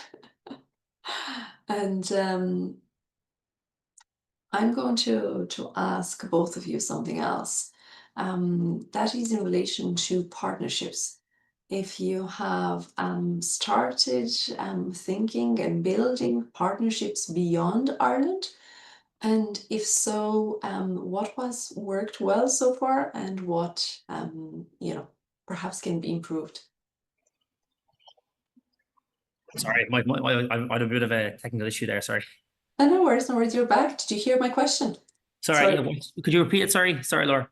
Yes, I was asking. We're going to come back with the second question, Vicky. I was asking you, Paul, if you have started implementing different systems and processes in the business in order to facilitate that extraction of yours from the. Yeah. Doing trial days without me and stuff in the business, and like so starting like I had a good piece of advice here today. Start 1 day a week, where you're not working, and no one can we obviously put in like SOPs, standard operation procedures. If something happens, this is what you do. I'm putting more of them into place, and so starting off at the moment, 1 day a week of me no one can contact me, and then obviously I'll move that to 2 days and do that over 6 to 12 months. Is the kind of phased approach. So I heard that on a podcast recently. So I'm starting that now this week. So tomorrow's the first day. Okay, amazing. Cool. Back to the concept of partnerships. Have you started building partnerships beyond Ireland? And if so, what has worked? What do you think can be improved? Yeah, so we absolutely have on a macro and a micro level as well. So I suppose we have partnerships with health insurance companies, we have them with large corporates, we have them with pharma companies who already can see the need for the data. So these partnerships have to start a long time before anything actually emerges from them. But actually, I think the micro partnerships are really important as well. So, for instance, we have some partnerships with pharmacies now that at the point of, when a pharmacist is giving out HRT, that they will recommend the Menopal. So every woman, when she is going to get her HRT, will have to go to a pharmacist. So that is at the point of contact that you're getting that in there. We have some partnerships with the Hairdressing Council because these are the women who are going all the time, to get their hair done, and they're speaking to somebody directly. So it's that kind of stealth mode. Your partnerships don't always have to be huge. They can be really small sometimes, but really hitting that, that beachhead of a customer that you are trying to reach as well. So I think you can be really smart about it. Aesthetics clinics are another way. Another way to get to GPs is to go to their conferences, go to the HR conferences. So like you're hitting the people who can hit the most, and obviously working with the likes of influencers and thought leaders and getting your message out, and that way is really effective as well. Okay, that's great. Interesting to hear more about the different routes to market, or meeting your customers where they are in their kind of locations, places, and points of interest. That's brilliant. Absolutely. Thank you. Paul. Yeah, we've explored a lot of different partnerships over the years. Like, we were looking at different routes to market. We were looking at barbers, and barbers sounds great.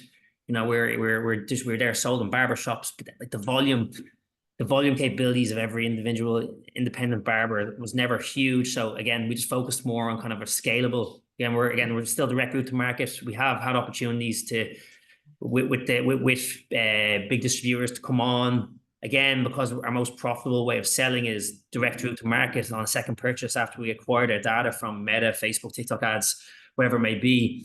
And we've put that on pause. We do have offers to go, distribute throughout Ireland and pharmacies and stuff through.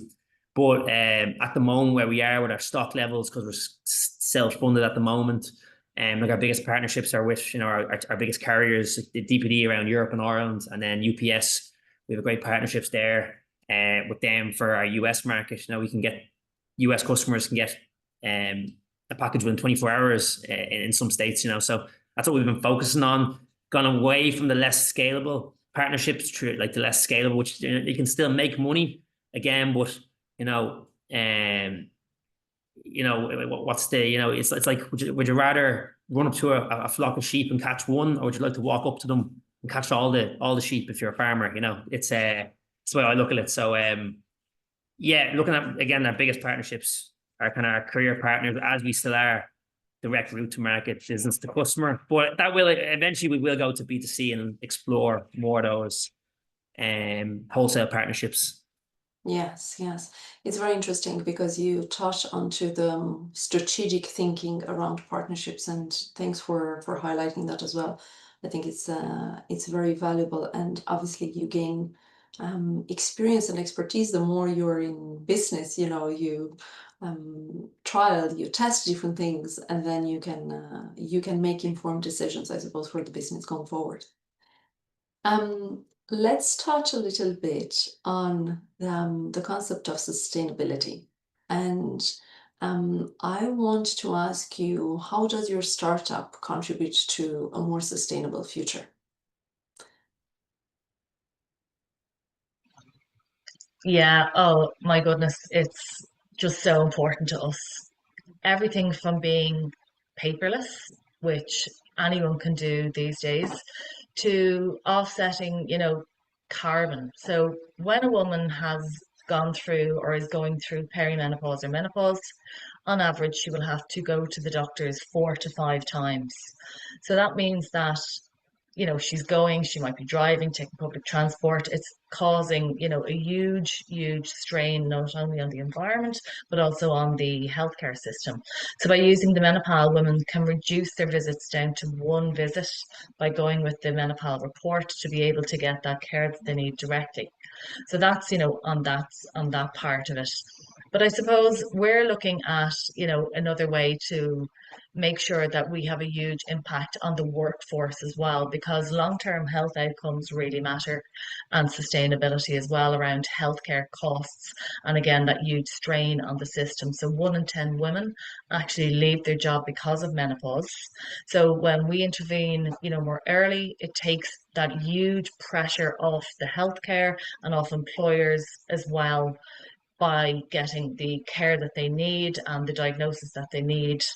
And it really, the menopause pal solves that unmet need. Thank you. Great. Thank you, Vicky. Yeah, so for us, yeah, how we contribute to a more sustainable future, again, as a standard now, which most e-commerce brands are, you have the sustainable packaging, recyclable packaging, and we have refillable bottles. So and also we let you send your bottles back. Let's say in Ireland, you can send your bottles back for free. We'll recycle them. In some cases, reuse them. And in our store, you can come in if you buy a perfume off us, you can come in and refill it with zero packaging, excess packaging. So once you buy once, if you choose to, you can just buy once, and then you won't use packaging for a second time. So we are recyclable, fully refillable. And again, for the Irish market, we'll look to roll out. Again, we have our first flagship store just off South King Street, just off Grafton Street in Dublin 2. We'll look to put one of these in Limerick, Cork, Galway, and then you can refill. So in the Irish market in particular, and then hopefully, ideally, long term, we'll have one in every city in the world. That'll be the goal. But again, you can send every bit of packaging back that we can recycle free of charge, and we'll look at more ways we can become more sustainable over the next 2 to 5 years. Amazing. Thank you. I like that image, Paul, that you painted in our minds. That's brilliant, with the shop in every city of the world. So obviously we're here and we're having this conversation in the context of the World Business Angel Investors Week. And we're saying earlier that, Vicky, you are actively, I suppose, fundraising currently, Paul perhaps in a year's time. But I want to ask both of you, if you could ask this virtual room of angel investors for one thing, beyond capital, what would that be? So I would ask investors to look more into the female-led networks. There's a lot, whether it's tech founder, whether it's going for growth, whether it's any of the global women networks. There's so much value in them. So many amazing businesses, so many amazing women. Don't overlook them just because they're women. You need to, dig in. Don't be afraid. Women will underestimate themselves. Women will always be more realistic about what they can do. Men, I think, in general, will kind of over exaggerate sometimes what they can do. Wonderful, that's great, but women are way more realistic. So my ask for investors is to sometimes, if a woman's, business looks okay, dig more into it. Ask those questions as well, because I guarantee you with women, when you ask the question, she'll give you a great answer and the why behind it, and really be able to back things up with, metrics and statistics. So don't be afraid to dig into women-led businesses. Okay, thank you. Yeah, for me, if I was to ask investors for one thing, as an e-commerce product-based brand, sometimes maybe it's looked at that we're not as an exciting, innovative, scalable business. And, sometimes I see investors, they invest in e-commerce business, without a track record of success in e-commerce. But that could be a cooler idea, but not, but what I would ask is, just because it's fragrance doesn't mean it's not a scalable, data-driven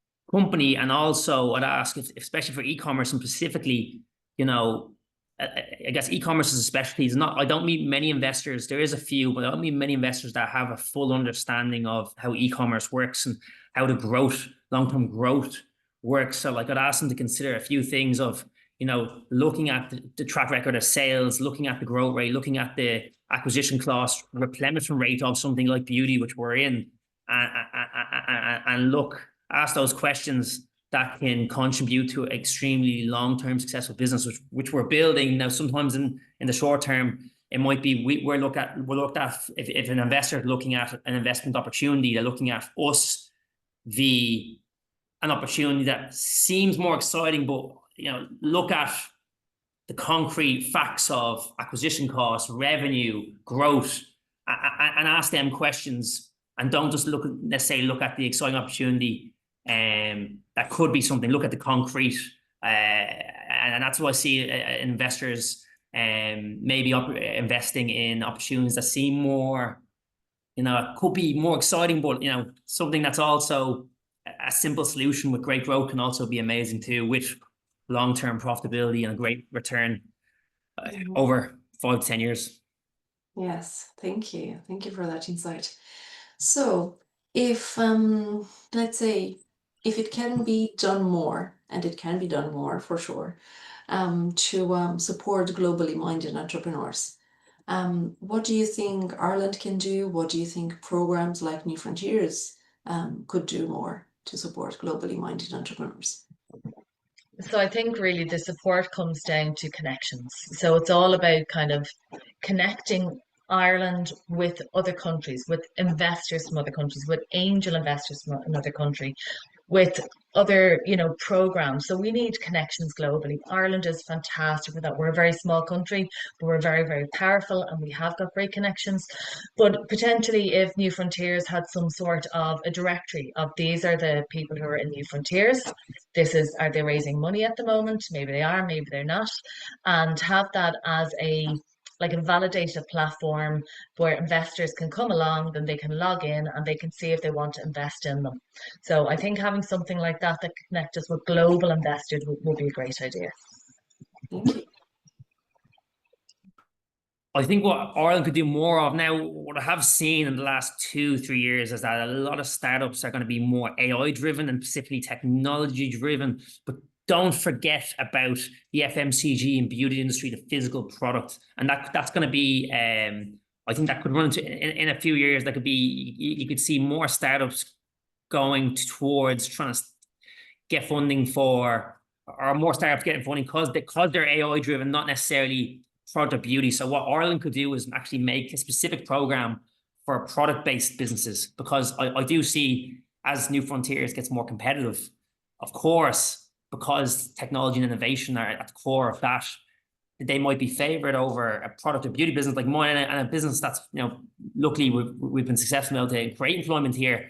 We got on the program, but I do see it's going to be harder for business like mine maybe to get on a program like that. So I think a separate program that focuses on Irish physical product exports would be something amazing that I'd love to see, to separate it, because there's so much AI, there's so many apps But I think it's going to be time soon where a separate program is needed, because don't forget about Irish exports, don't forget about the whiskey, don't forget about the beauty products, don't forget about the butters, the cheeses, because we do that amazingly. And I would like to see a strong initiative from Ireland that promotes entrepreneurs that want to go down that route in a product-based business.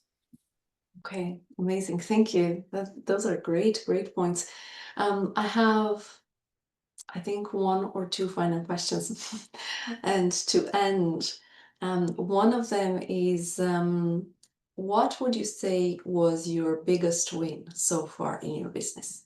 And I'm looking for one thing that you're most proud of in your business. I'm going to say that I'm really proud of winning the Breakthrough Award in the Mansion House. It was the Tech Founder Breakthrough Award. So I think there was a room full of 300 women investors, like global investors, women that, I would see as my peers. So I was really, really proud to win that, because I got to get up and do like a 1-minute pitch to those women. And the traction that I got from that is just absolutely amazing. It's the visibility as well. So I'm very proud of myself, to be quite honest, because I'm the one pushing this through as well. I do have an amazing team as well, but I was very, very proud to win that award in the Mansion House. Congratulations. Amazing. Congrats, by the way, Victoria. Awesome. So I'm a commercial sales guy. So the only things I'm proud, well, the main thing I'll be proud of is obviously from a commercial point of view. So look, the first 7-figure year obviously was probably the most proud of, because you do so much work to get there.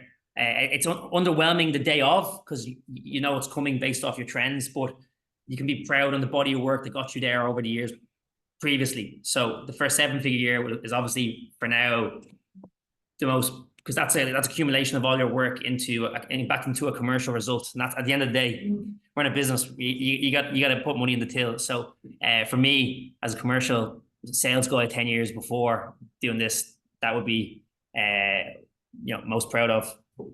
Amazing, and congratulations as well. And the final question is, what is the next step you're most excited about in your business? So obviously launching and helping all of these, there's 1.2 billion women worldwide that are going through perimenopause or menopause. If we can help even a fraction of them, if we can help a handful, which we're going to help a lot more of that, but that is the most exciting thing, is to tangibly be able to solve the problem.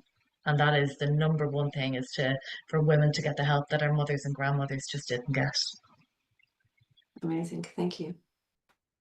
The biggest thing is, like, actually when you reflect on, I'm 6 years in March in business, and if you actually look at the journey, it's actually the exact same as having a newborn baby in year one.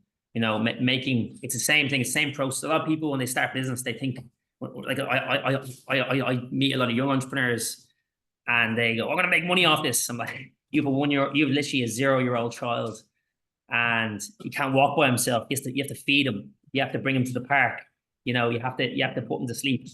And it's the exact same as having a child starting a business in year 0, because a lot of people don't realize that. So when you look back, and now we're going to year 6. Now my child, coming to 6 years old, is going into senior infants and it's coming into school, and you can start leaving them at school. They can start, going to bed by themselves. They can start doing their homework themselves, and that's a slow process. So looking at that progression now, where the business is, able to do things by itself without you having to feed it, sleep it, over the next, 2 to 3 years, what's most exciting, that I won't need to bring it to bed again. I want to do everything, and that kind of is an exciting time, that you've raised it, and now you finally let it go to school and go play with its friends and meet new friends and new markets. Amazing, brilliant. These are absolutely amazing thoughts and insights that you have both shared, and I'm really grateful. I want to thank you, Vicky. I want to thank you, Paul, and yes, and also everyone who's going to be watching and listening. If people want to reach out to you, what would be the best way? So for me, my LinkedIn is Victoria Finlay, or you can contact me at hello@themenopal.com. Okay, thank you. Yeah, LinkedIn, just Paul Jackman, and then also direct emails, just paul@handsomescent.com. Either or is awesome. Amazing. Thank you once again.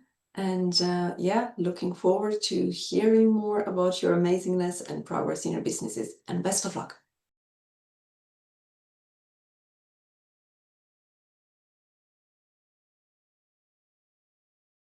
Well, welcome back, and welcome back to Dr. Paddy O'Reilly. Paddy, your presentation on grassroots entrepreneurship was just fantastic, as were the discussions we had with Network Ireland Cork and with New Frontiers.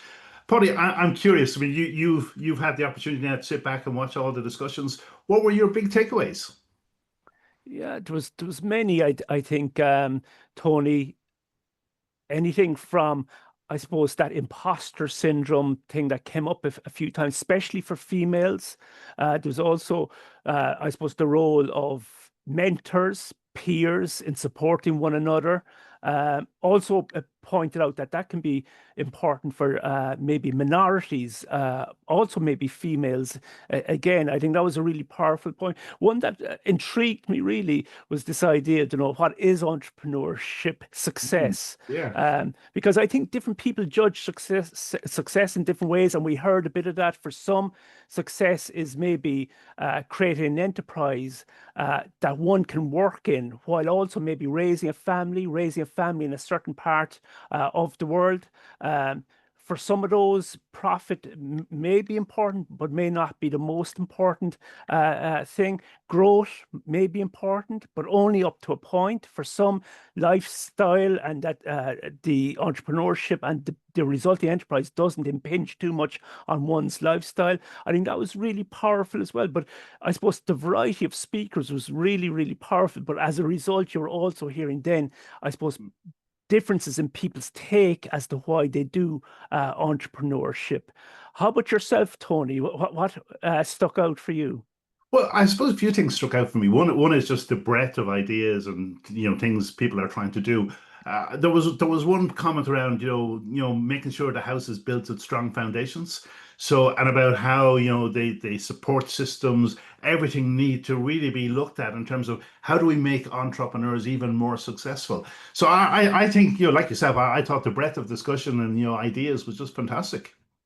Yeah, no, I agree. And I suppose then there was a lot of I suppose advice people were giving about how you build that enterprise, how you create and move maybe from an idea up to maybe a structure, a validated structure. And I think that was very helpful. But also, again, maybe people sort of saying there's no real one way of doing this. There's no one right way of doing this. There are also some would have spoken about maybe not leaning so much on funding that's available, public funding. Others maybe leaning more on just go out and do it. Don't wait for the funding. Just literally go out, start, and then iterate. And again, the role of advice, peer advice. So some calling out that maybe they were looking at how to scale the number of employees and then been worried about, I suppose, the issues around that, and then seeking advice and receiving advice. And sometimes the advice from peers was more valuable than the advice you might get from large consultancies, etc. So I think that sort of very organic form of entrepreneurship was quite strong throughout the sessions. Buddy, you've been looking at innovation all over the world, and you lecture all over the place on this sort of stuff. But one thing that I was kind of curious, I kind of was getting, was in the back of my mind listening to the conversations. Do we undervalue informal mentorship and social capital in achieving entrepreneurial success? I think so, Tony. And it's also to remember in certain parts of the world, there is very little formal supports, very little formal structures. We might be quite privileged in where you and I are sitting. We're sitting here in Ireland. You go into the US, you might be quite privileged, or certain parts of Europe in terms of having those formal structures. But there's other parts of the world, those same formal structures do not exist. So do we stop entrepreneurship as a result? No, we lean in more on the supports that are still there. And I think actually sometimes the informal supports, back to your question, are as valuable and maybe more valuable than the formal, because the informal generally come from people like you, though, that are maybe in a similar profile, or people you can aspire to be. You can see what works or doesn't work for them, which is very often a really strong indication of what might and might not work for you. Yeah. Putty, I'm conscious of time, but there is one question I'd really love to get your thoughts on. If we had a genuine borderless entrepreneurial ecosystem, because we've made a lot of progress in over the decades, but we're not there. And it is very unstable at the moment. But if we were to achieve this, what would it look like in the context of Ireland? Yeah, and I'm maybe going to come from a bit of a different direction on it, Tony. It's a great question, and I think we all assume that borderless is better, and going across borders is better. And look, it does. It makes a lot of conceptual sense. But again, I think there's certain groups, there's certain even countries where border is really, really strong. In fact, we're probably in maybe an era now where borders are becoming more and more defined. So again, I suppose, should we be talking more about knocking some of these artificial borders than trying to cross them? So, for example, it can be quite difficult if you're in certain groups, underprivileged groups, to innovate, to be entrepreneurs. Even in our country here, you probably find more supports. For example, if you're in a university, there's probably more supports available than if you never went to university. So again, a lot of these borders, it isn't about crossing them, it's actually about knocking them, and also, look, we could get into the whole socio-political situation now, where if you're in certain countries, you're now maybe less likely to be able to travel elsewhere in the world. You're also possibly less likely to have certain supports available. Sometimes some of your products or services are now blocked from accessing certain markets. So I think there's a general issue with borders now that needs to be addressed, but sometimes it's about knocking borders, not crossing borders. Yeah, and I think probably in that context, there's probably you need to actually pull it all together for people, so that, because my sense, and I work internationally, as sometimes things are all in disparate pockets, and there's no clear oversight of how it all comes together, and how you can sort of say, well, actually, I want to avail of everything that's available here to help me. So I think part of this is around, and this is why it's an ecosystem, getting the ecosystem proactively working together to support and underpin the development of entrepreneurs. Yeah, no, very well put. I won't argue against it, Tony, and hopefully the sessions today go somewhere towards maybe supporting people that are already on that journey, or that are thinking about going on that journey. So look, I'll hand over to you. I know you're watching the clock, Tony. No, I just want to say, look, Paddy, thank you so much to you and the Digital Transformation Lab for your cooperation again in making this happen. I want to thank you personally. Really enjoyed your presentation. I also want to thank Network Ireland Cork and New Frontiers at TUD Dublin. It's been a fantastic session, and I think everyone will benefit from it. And I want to thank everyone for being involved today. So thank you.